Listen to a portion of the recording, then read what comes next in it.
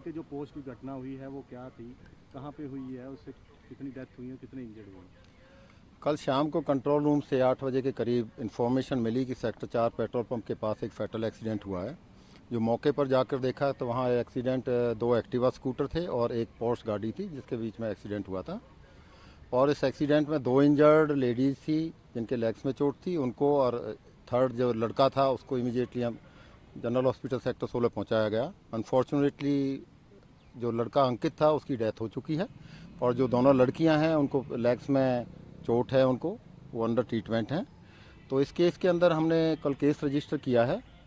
इसमें सेक्शन है 281, 125 और 106 BNS के सेक्शंस में केस रजिस्टर किया है और इसकी इन्वेस्टिगेशन जारी है। सर, इसके ड्राइवर था वो कौन था और वो क्या वो शराब नशे में था या इतना ब्रूटरी वो हुआ है, गाड़ी का तो चलने लायक भी नहीं है? देखिए, चंडीगढ़ में जब भी कोई एक्सीडेंट होते हैं तो उसमें डायरेक्शंस हैं कि मैंडेटरी है कि उसका मेडिकल कराया जाए।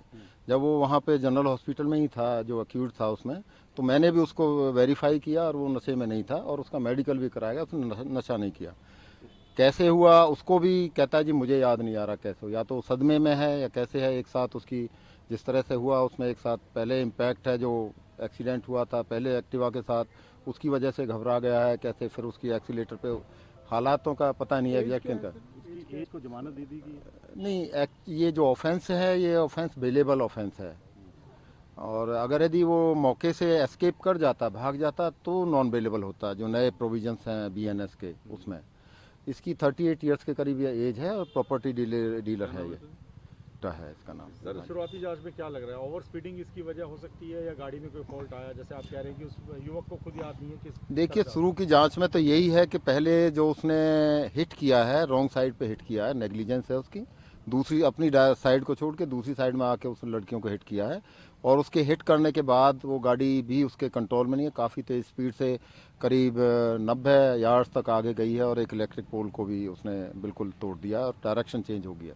मतलब गाड़ी तेज स्पीड में थी वो। ऐसा भी था कि जब उसको निकालने की कोशिश कर रहे थे वो बाहर नहीं आ रहा था उस वक्त? नहीं, ये फैक्ट्स मुझे पता नहीं है कि ऐसी कोशिश की गई है मौके पर। अंकित के बारे में सर कुछ प्रोफाइल पता लगा?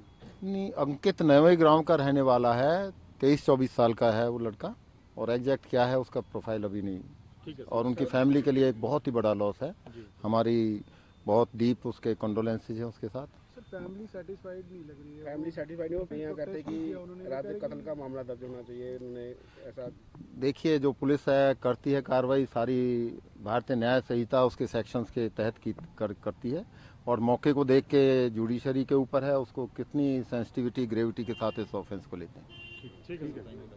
ये घटना जो थी, कौन सी गाड़ी थी, कितने बजे की है, उसमें कितनी डेथ हुई? फैटल एक्सीडेंट की जो इन्फॉर्मेशन है कंट्रोल रूम से 8 बजे के करीब मिली थी और इस एक्सीडेंट में एक पोर्श गाड़ी है जो अलेज्ड की है, संजीव बबूटा की, और 2 एक्टिवाज हैं जिसमें जो इंजर्ड हैं उस पर थे। एक एक्टिवा पर लड़का था अकेला और दूसरे एक्टिवा पर 2 लड़कियां थी और जो लड़का है उसकी डेथ हो चुकी है अनफॉर्चुनेटली, और जो लड़कियां हैं उनको चोट है, लेग्स में चोट। और रहा था गाड़ी, वो कितनी एज का था, क्या नाम था उसको अरेस्ट कर लिया गया क्या? उसकी 38 साल के करीब उसकी एज है, उसको अरेस्ट कर लिया गया। तो अभी क्या नहीं, ये बेलेबल ऑफेंस है तो हमें बेल देनी पड़ी।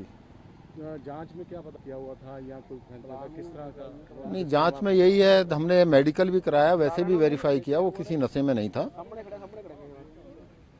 नेचुरल है कि लापरवाही है, सड़क पे गाड़ी को चलाते हुए उसका ध्यान किसी दूसरी तरफ था जिसकी वजह से पहला इम्पैक्ट हुआ एक्टिवा के साथ, फिर वो घबराया है या कैसे है, फिर आगे दूसरे को हिट किया है। एक्चुअल जो वहाँ की उसकी जो मेंटल स्टेज थी, अलेज्ड ही उसको जानता है।